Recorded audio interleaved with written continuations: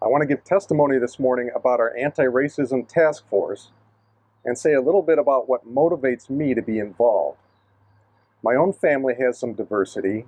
My Jewish uncle is a Polish Holocaust survivor, and my brother-in-law was one of the first students, along with his sister, to integrate Francis Scott Key Elementary School in Washington, D.C., following Brown v. Board of Education in 1954. My uncle, my brother-in-law, and his family have had front row seats to some of the most momentous events in racism and anti-Semitism. But beyond my family's experiences, what motivates me is a more recent interest in history itself, and specifically all the things I did not know. For instance, I did not know that the Emancipation Proclamation only freed the slaves in Confederate states and was really meant to hobble the Confederacy's use of slaves in the North. I didn't know that the 13th Amendment, meant to free the slaves after the Civil War, had a huge loophole that allowed slavery to continue within our prisons. I did not know that even though the Union won the Civil War, the Reconstruction that followed ultimately failed to win lasting political or economic justice for African Americans or protect them from white supremacist violence. I didn't know that a wildly racist populist film in 1915 called The Birth of a Nation fueled a resurgence of the Ku Klux Klan. I did not know that in some colonies and states, interracial marriage was banned for over 300 years and not overturned until 1967 by the Supreme Court. I didn't know that the civil rights movement did not solve the issues in the fight for racial equality. There is still a large economic gap between white men and people of color. The per capita rate of imprisonment for black people is almost 6 times that of whites, and de facto segregation remains a major issue in our communities, especially in churches on Sunday. I did not know anything about Juneteenth. I didn't know about the 1921 massacre of Black Wall Street in Tulsa until last year, and I had never even heard the term race norming until just last week. I did not realize how much our racial history affects our communities and our attitudes today.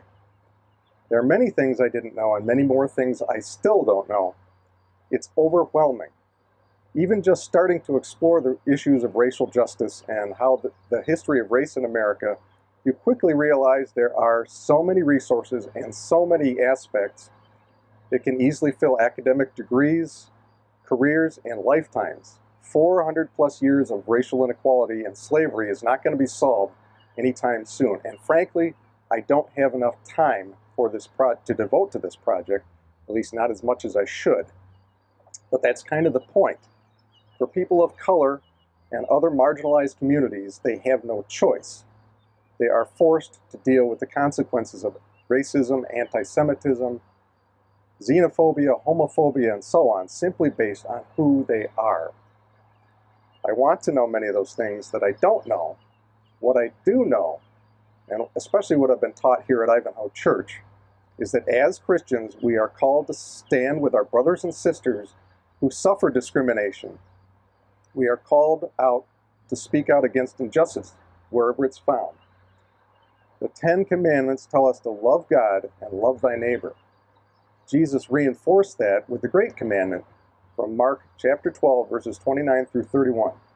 When asked which commandment is the greatest, Jesus answered, "The first is, you shall love the Lord your God with all your heart and with all your soul and with all your mind and with all your strength. And the second is this, you shall love your neighbor as yourself. There is no other commandment greater than these." Ivanhoe Church has a proud abolitionist legacy, and it's a good start, but my prayer is that we build on that legacy and continue the work of anti-racism toward a more just and inclusive future for everyone. For more information, please visit our website at ivanhoechurch.org/anti-racism. I also recommend the PBS documentary called Reconstruction, America After the Civil War, and it's hosted by Dr. Henry Louis Gates Jr. Thanks.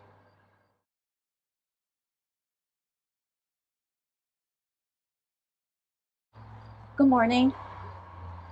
I would like to share an experience I had while working as a volunteer in a kindergarten class at Washington School here in Mundelein. In one of the classes, there was a cute, precious little kindergartner. I'll refer to her here as Keisha. Keisha is black. She has the most beautiful smile. Unfortunately, there were several occasions when Keisha's smile was erased by the tears flowing down her soft little face.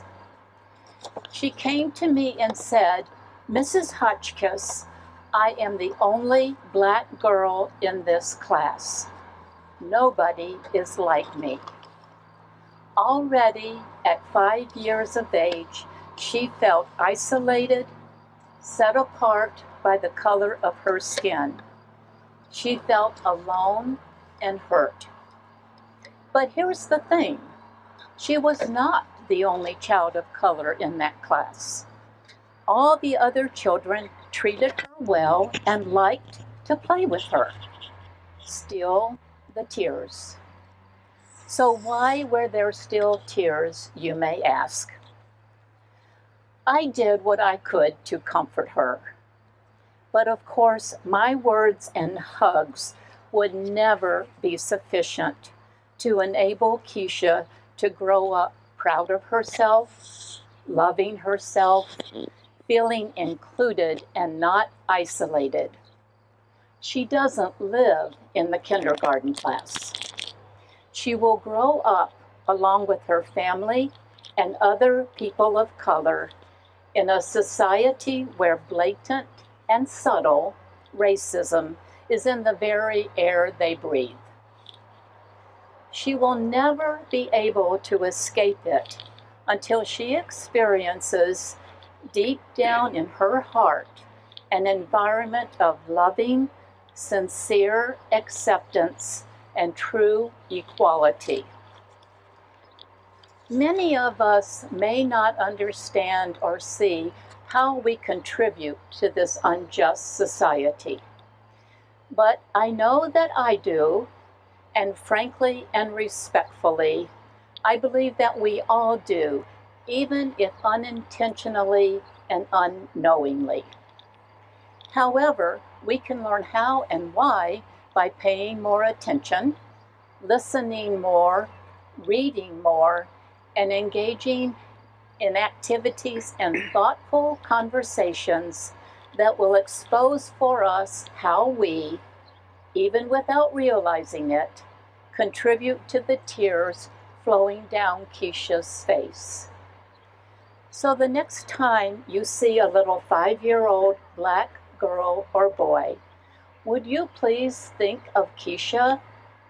Would you think hard about how you can play a part in returning that brilliant smile to her face?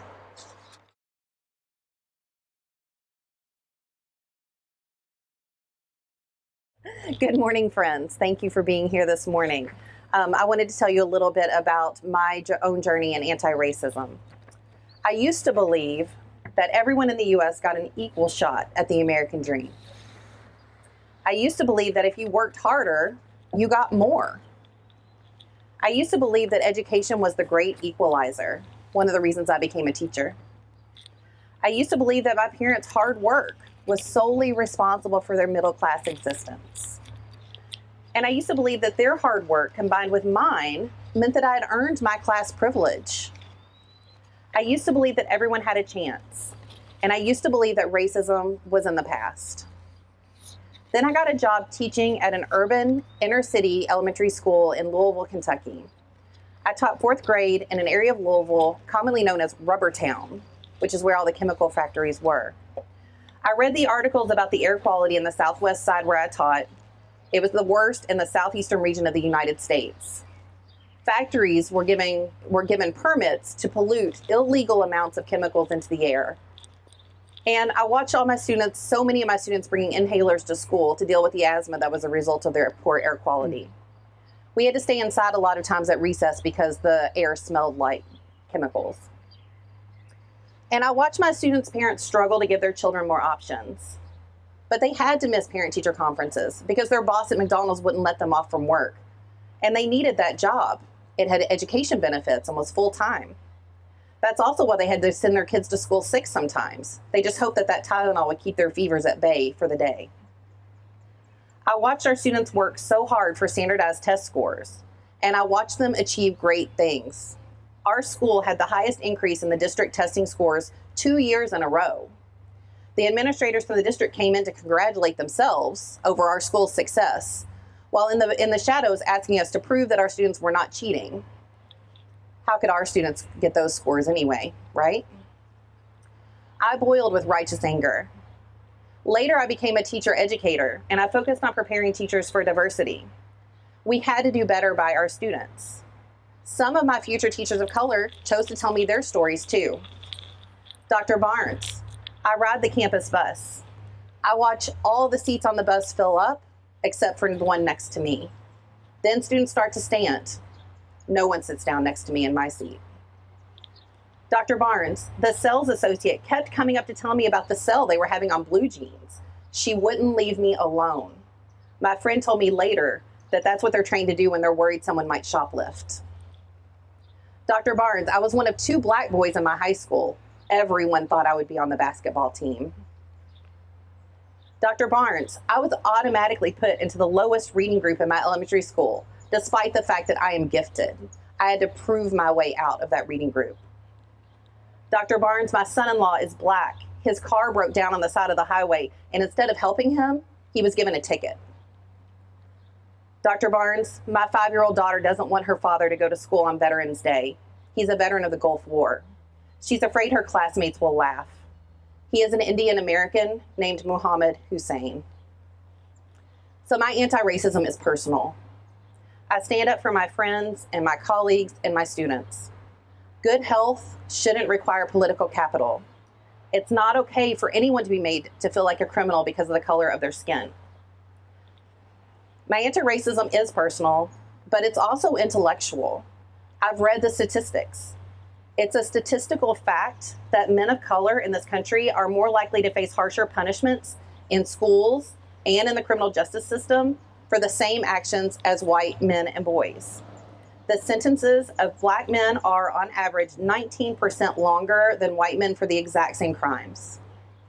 It's a statistical fact that in 2016, 88% of all police stops in New York City were of Black and Latinx people. 70% of those people were completely innocent of all crimes. It's a statistical fact that Black women in this country are 3 to 4 times more likely to experience pregnancy-related death than white women, even with similar economic and educational backgrounds. And it's a statistical fact that Black Americans and white Americans use drugs at similar rates, but Black Americans are 6 times more likely to be arrested for it. My anti-racism is personal and it's intellectual, but it's also theological. In Isaiah 1:17, it says, "Learn to do good, seek justice, correct oppression, defend the orphan, plead for the widow." In Zechariah chapter 7, verses 9 through 10, it says, "Thus says the Lord of hosts, render true judgments, show kindness and mercy to others. Do not oppress the widow, the orphan, the sojourner, or the poor, and let none of you devise evil against another in your heart." I'll close with Micah 6:8. "God has told you, O mortal, what is good, and what does the Lord require of you, but to do justice, and to love kindness, and to walk humbly with your God." Will you be anti-racist with me? Thank you.